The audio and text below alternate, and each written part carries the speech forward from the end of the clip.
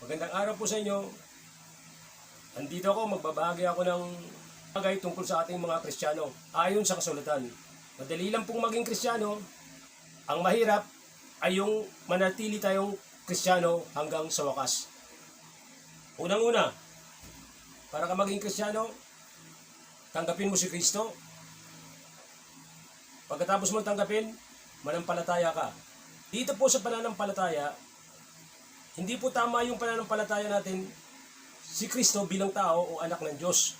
Hindi po yun. O si Kristo bilang Diyos. Ang sentro po ng ating pananampalataya ay doon sa ginawa ni Kristo para sa tao. Sa kung paanong paraan siya binigay ng ating Ama. Ayon nga kay John, dahil sa sobrang pag-ibig ng Diyos, ibinigay niya ang kanyang bugtong na anak para sa pagtubos ng kasalanan, sampalatayanan ninyo. So doon sa bagay na yon, para lubusan nating maunawaan, yung sinasampalatayan natin kay Kristo, hindi po si Kristo bilang bumaba dito sa lupa at nagpakilalang Diyos, hindi po. Kundi ang sinasampalatayan natin, yung ginawa niyang pagtubos sa ating kasalanan na siyang kagustuhan ng Ama. Doon tayo mananampalataya. Ngayon, kung sinampalatayan na natin yung bagay na gano'n, ang susunod natin gawin, magsisisi tayo ng buong puso sa ating mga nagawang kasalanan, sapagkat yung mga kasalanan na yan ay hihugasan ng Diyos o lilinisin ni Kristo para hindi na uling mailapat sa iyong pagkatao. At hindi lang kasalanan mo ang tutubusin ni Kristo, pati na rin ang kasalanan ni Adan. Maliwanag po. So, ang pananampalataya natin kay Kristo ay yung sa ginawa niyang pag-alay ng buhay para tayo ay matubos sa ating kasalanan at hindi lang ang ating kasalanan, pati na rin ang kasalanan ni Adan. So, matapos tayong manampalataya, matapos tayong tanggapin natin si Kristo, manampalataya tayo doon sa kanyang pagbabayad sala at buong puso tayong nagsisi sa ating mga kasalanan. Ang proseso ngayon ng paghuhugas sa inyo, ang sinatawag nating pagsisilang sa inyong muli, ay dapat nyong makamtan o dapat gawin sa inyo. Kasi ayon sa kasulatan, maliban sa ang tao ay isilang na muli, hindi niya kailanman makakamtan ang kaharian ng Diyos. So, tanggapin mo si Kristo, manampalataya ka sa Kanya, doon sa Kanyang ginawang pagtubos sa iyo, magsisi ka sa iyong kasalanan,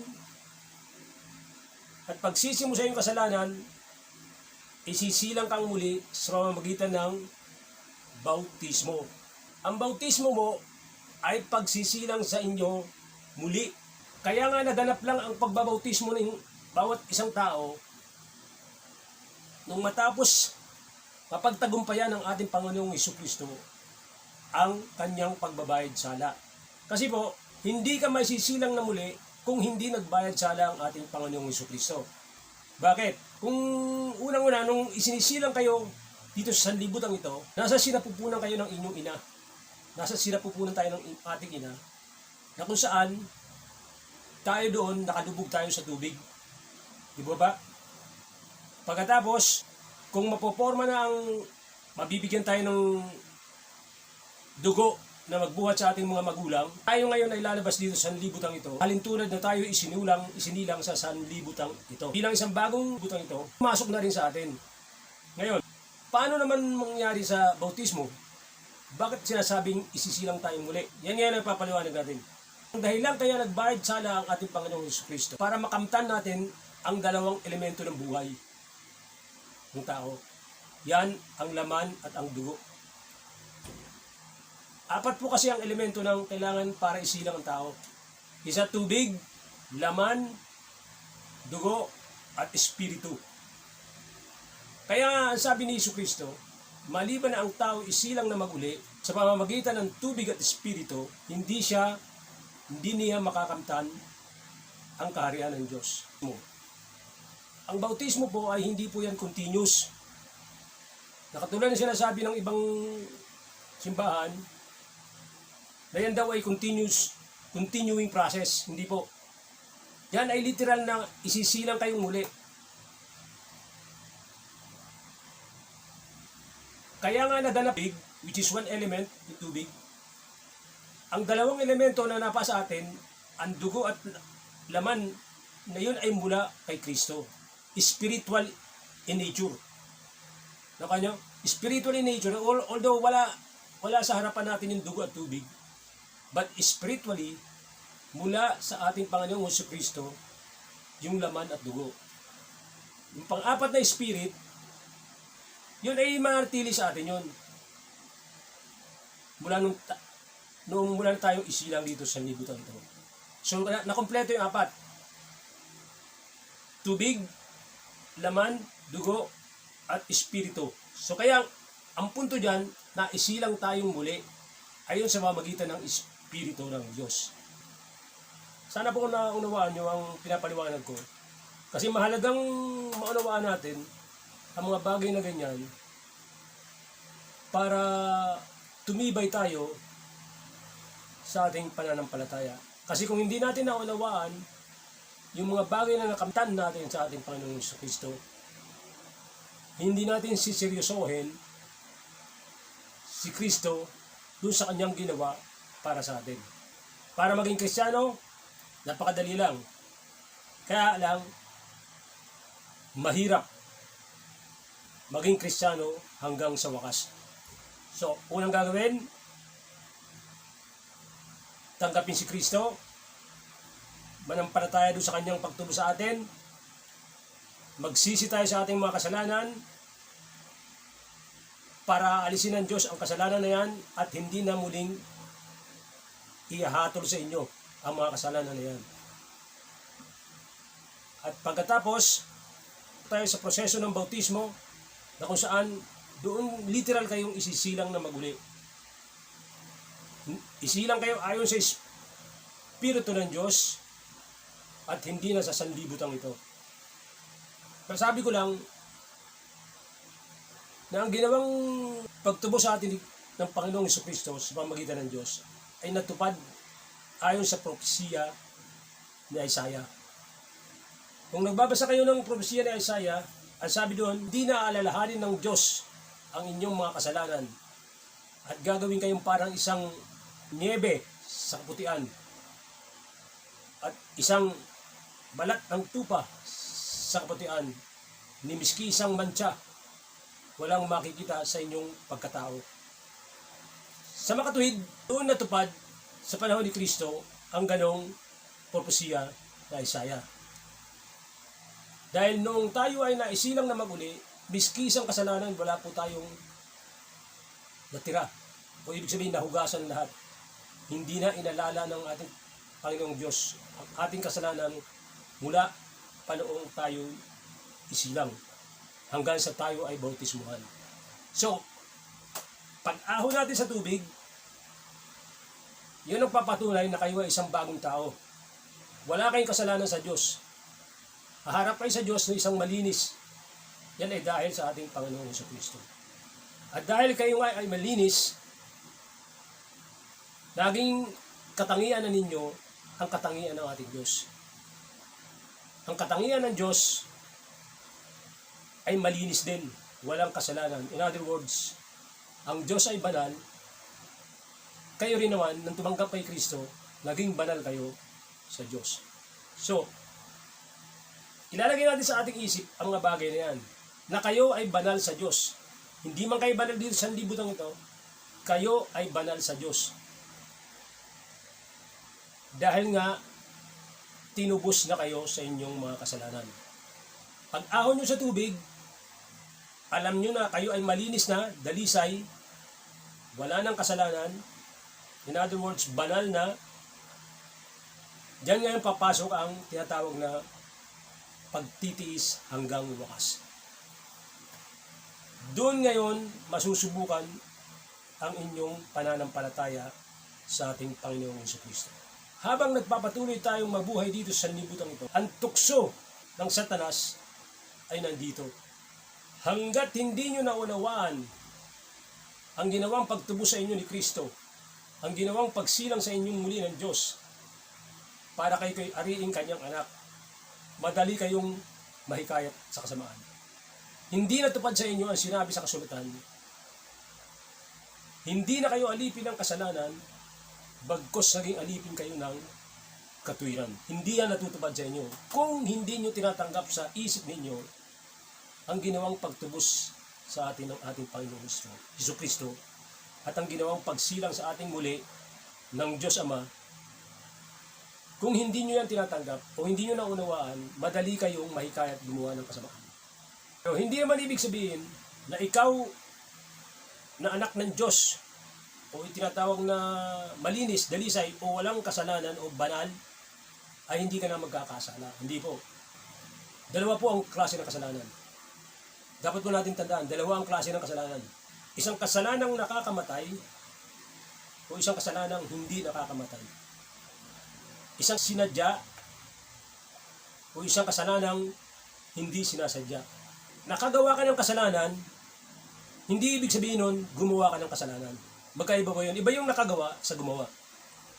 Natandaan nyo, ang tao, sabihin niyang hindi siya nakagawa ng kasalanan, sinungaling siya sa kanyang sarili. Pero ang tao, kayang kumontrol na wag nang gumawa ng kasalanan. Di ba? Kung nakagawa ka ng kasalanan, doon papasok ang pagsisisi. Kaya, ang pagsisisi ay gagamitin lang ng tao na ibinigay ng Diyos sa atin para tayo manatiling sakdal o malinis sa harapan ng Diyos. Kung nakagawa, ibig sabihin, hindi mo sinadya, doon ka magsisi ng marubdob sa iyong puso at ikaw ay patuloy na huhugasan ng ating Panginoong Jesucristo. Hindi ka literal na papatawarin sa iyong kasalanan, kundi huhugasan ka. Kasi kung pag pinatawad ka sa iyong kasalanan, ibig sabihin yung kasalanan mo nandiyan pa rin, nakalapat pa sa iyo. Hugasan ka ng dugo ni Kristo. So mananatili kang malinis kung ikaw ay nakagawa ng kasalanan. Pero dapat lumayo ka sa intentionally nagagawa ka ng kasalanan. Iba yung gagawa at siya nakagawa. No? Iba yung sasadyain mo at iba yung hindi mo sinasadya. Iba yung nakakamatay, iba yung hindi nakakamatay.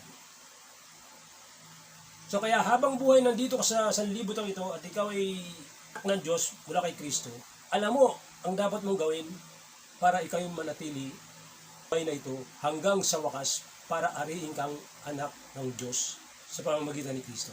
Kung alam nyo na ang prinsipyo o ang principle ng pagbabayad sala ni Kristo o yung pagbigay ng Ama ng kanyang anak para ibayubay siya sa krus at upang matubos tayo sa ating mga kasalanan at naunawaan natin sa ating puso na tayo ay naisilang na muli ng dahil kay Kristo at dahil doon naunawaan din natin na hindi na tayo pwedeng gumawa ng kasalanan o yung sinasabi natin kasalanang nakakamatay. Subalit, dahil nga tao tayo, nakagawa pa rin tayo ng kasalanang yung hindi nakakamatay.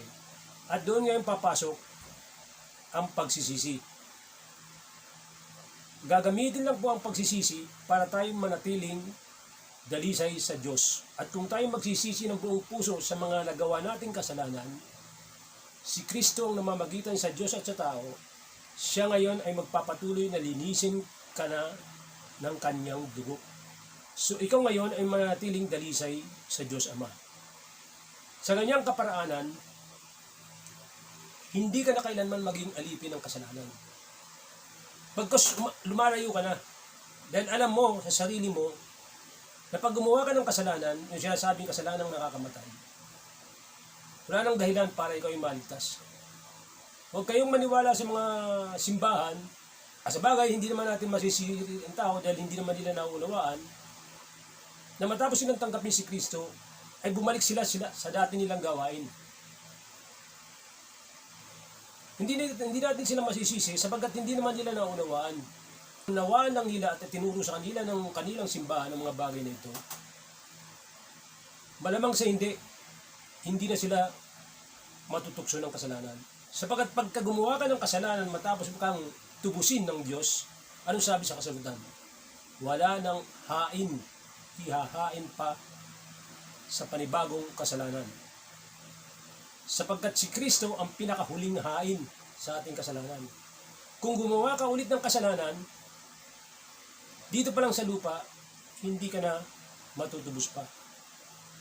Ibig sabihin, dito pa lang sa lupa, alam mo na sa sarili mo na hindi ka na kabay pa sa Diyos sapagkat binaliwala mo yung pag-alay ni Kristo ng kanyang buhay para ikaw ay matubos sa iyong kasalanan. Sapagkat sa bawat kasalanan, ang sabi sa kasulatan, buhay ang kapalit. Kung ikaw ay nilinis na ng Diyos, inahalin tulad ka ni Pedro o ng mga apostol na isang aso o baboy. Bakit? Sabi ni Pedro na matapos kang linisin sa iyong kasalanan, ayon ka na naman, lumulublog ka na naman sa putikan na parang baboy. Nang iyong isuka ang iyong kasalanan, di mo na namang kinakain na parang aso. Wala ka ng puwang sa kaharian ng Diyos para maging anak at uwi ng Diyos. Sapagkat sa bawat kasalanan, buhay ang kabayaran. At ang kabayaran na yan ay naibigay na sa iyo, naibayad na ng ating Panginoong Jesucristo. Kaya kung naiintindihan nyo lang ang pagbabayad sala ng ating Panginoong Jesucristo o yung katwiran ng Diyos, hindi kayo kailanman magpapatalo, tukso o sa kasalanan sa sanlibo ng ito. Sapagkat alam ninyo na pag ginawa nyo yan, nakasalalay ang inyong kaligtasan sa kabilang buhay. So ngayon, nalaman na natin kung ano dapat ang gawain ng isang Kristiyano. Porque Kristiyano ka na, ang tawag sa iyo Kristiyano, tinanggap mo si Kristo. Malaya ka nang gumawa kahit anong yung gawin. Hindi po. Ang isang Kristiyano, nag-iisip talaga siyang nananampalataya kay Kristo na siya ay kanyang tinubos at siya ay kanyang nilinis para siya ay ariing anak ng Diyos. Nag-iisip yan.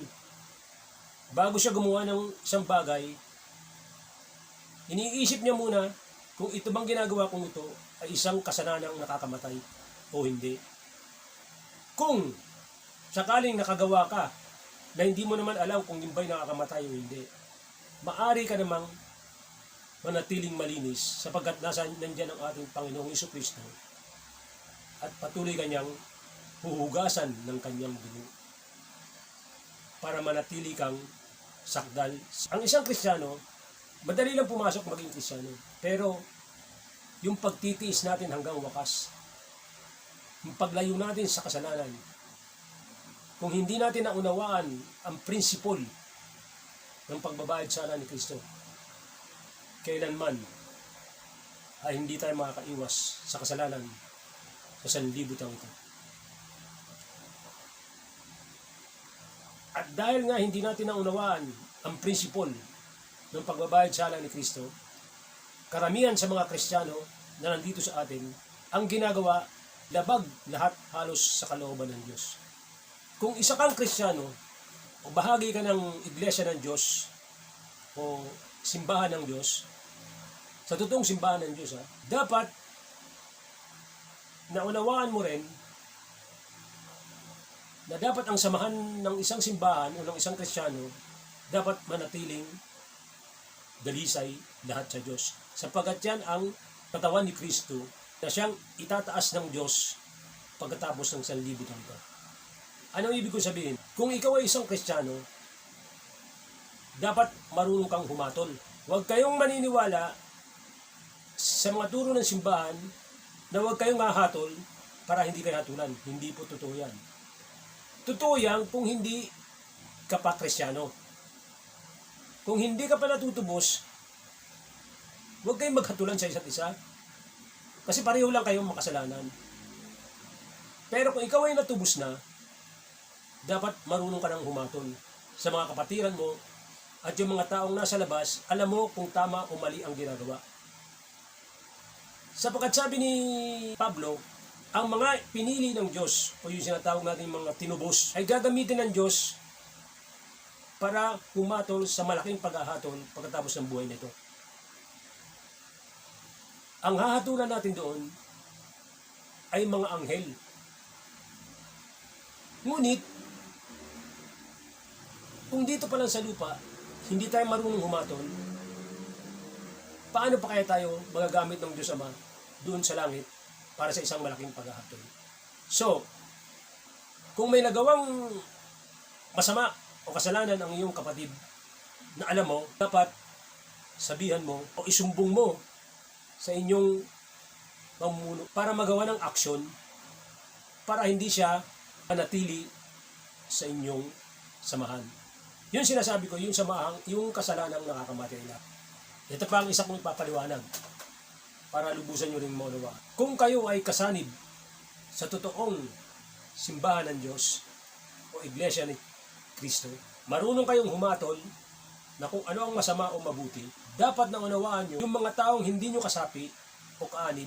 Subalit, kung wala kayong ginagawang aksyon, na nakita nyo ang inyong kapatid na gumagawa ng kasalanang nakakamatay at pinabayaan nyo lang, yung buong iglesia, hindi yan maliligtas. Sapagat ang iglesia ay katawan ni Kristo. Ang sabi niya sa kasulatan, kapag ang isang kamay o isang mata ay hindi umaayon sa mabuting gawain, putulin nyo yung isang kamay na yan at itapon. Dukutin nyo yung mata at itapon. Hindi po literal na ganyan yan. Ang ibig sabihin yan, kung sa isang katawan ni Kristo, may mga samahan o member na hindi sumusunod sa kalooban ng Diyos. At inyong sinasaway sa bakit ayaw magpasaway at ganun pa rin patuloy siyang gumagawa na sinasadya niyang gumawa ng kasalanan. At alam naman ninyo at hindi nyo binibigyan ng aksyon, ibig sabihin, kasama kayo sa mga pahamak. Kung sila ba'y gumagawa ng mabuti o masama. Ngayon, kung alam nyo ang taong yon na nasa labas sa iglesia ay gumagawa ng kasamaan o hindi alinsunod ayon sa kalooban ng Diyos, subalit, ginajustify nyo pa, parang okay lang ang ganyang paggawa ng kasamaan dahil naman tayong karapatang humusga. Mali po yun. Kasi po, dito sa lupa, sinabi ko na sa inyo kanina na ang mga Kristiyano kailangan marunong humusga. Husgahan nyo ang mga nasa labas at yung mga nasa loob ay hatulan nyo. Subalit yung mga nasa labas, alam nyo na ginagawang masama, huwag nyo silang hatulan. Pero pwede nyo husgahan ang masama ang ginagawa nila. Hayaan nyo ang Diyos ang humatol sa kanila. Huwag nyo silang pilitin dahil hindi nyo naman sila kasanib sa iglesia. Pero sinasang-ayunan ninyo ang gawaing masama ng mga taong nasa labas. Ay hindi kayo nakakaintindi ng kung ano ang masama o mabuti sa Diyos. Dahil dyan, bahagi kayo sa mga taong mapapahamak kahit nakaanib pa kayo ng anumang iglesia na sinasaniban nyo. Sapagat wala kayong unawa, kung yung bang hinahangaan ninyo ay masama o mabuting tao. At inaasa nyo na lang na kung masama siya,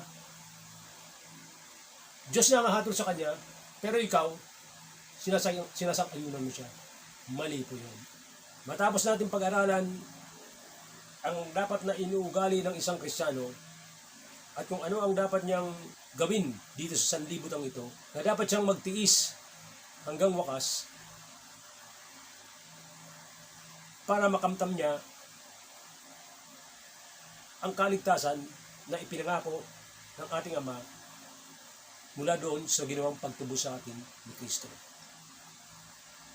Ngayon, sabi nilang osas o yung ligtas ka na kahit anong gawin dahil tinihigtas ka na ng ating Panginoong Jesucristo. Mali rin po yun. Ang kaligtasan pong nakamtan natin sa ating Panginoong Jesucristo na ibinigay ng ating Ama, yung tayo kanyang tinubos, hindi po nangahulugan na mananatili kang ligtas kahit anong gawin mo sa buhay mo. Kahit gumawa ka pa ng kasalanan, ligtas ka pa rin. At tulad na sinasabi ko sa inyo nung una, additional po ang kaligtasan na ibinigay ng ating Panginoong Jesucristo. o ng ating Ama. Hindi po yan permanente. Kaya nga dapat natin naunawaan na kailangan tayong magtiis hanggang wakas. Kung hindi ka makapagtiis, yung salvation na yan, o yung kaligtasan na yan, mawawala sa iyan at kailanman ay hindi ka na maliligtas. Kaya tulad na sinabi ko, sapagkat wala nang haing ihahain pa para sa panibagong kaligtasan. Sapagkat sa bawat kasalanan na ginagawa ng tao, yung kasalanan nakakamatay, ang kailangan mong gawin, buhay ang kabayaran. Sapagkat kung nakagawa ka ng kasalanan nakakamatay, hindi makukuha yan sa pagsisisi. Kahit magparugdog ka, magsisisi hindi. Sapagkat ang Diyos Ama ay hindi nagpapatawad.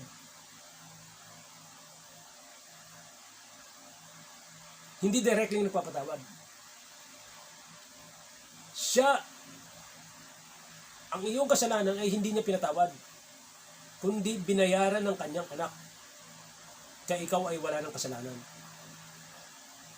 Kung ang kasalanan ay madadala lang sa pagpapatawad ng ating Ama at hindi sa pamagitan ng kanyang katuwiran, bakit niya pa iaalay ang kanyang bugtong na Ama para sa kasalanan ng iyong, para sa kabayaran ng ating kasalanan?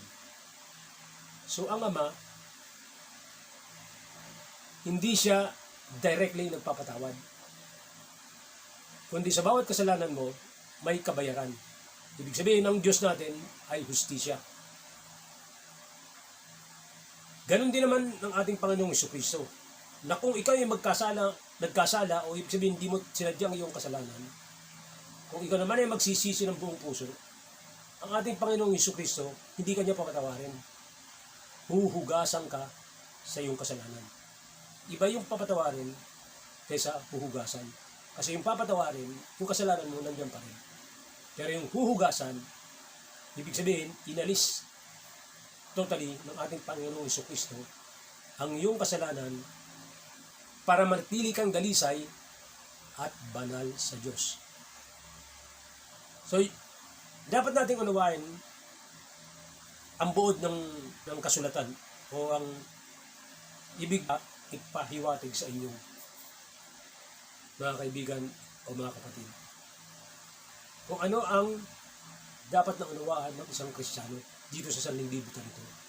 Hindi po biro ang maging Kristiyano. Dapat po may pagtitiis na manatili kang dalisay sa Diyos hanggang wakas. Sapagkat yung pang-unawa na yan, ang siyang maglalayo sa mga Kristiyano na gumawa ng kasalanang nakakamatay o kasalanang sasadyain mo o isang malaking kasalanan.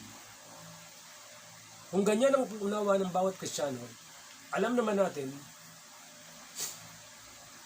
na ang major religion ng bansa natin ay Christians. Pero ang unawa nila ay hindi ganyan. Kaya nakikita natin ngayon na ang mga tinatawag na Kristiyano hindi talaga naging lumayo sa kasalanan. Sapagkat natuturo sa kanila na ang kasalanan ay makukuha sa pagsisisi. Tandaan po natin, ang kasalanan ay dalawang klase. Isang nakakamatay at isang hindi nakakamatay. Yung pagsisisi, magagamit lang natin sapagkat nasa atin ang ating Panginoong Jesucristo kung nagkasala tayo ng kasalanang hindi naman nakakamatay.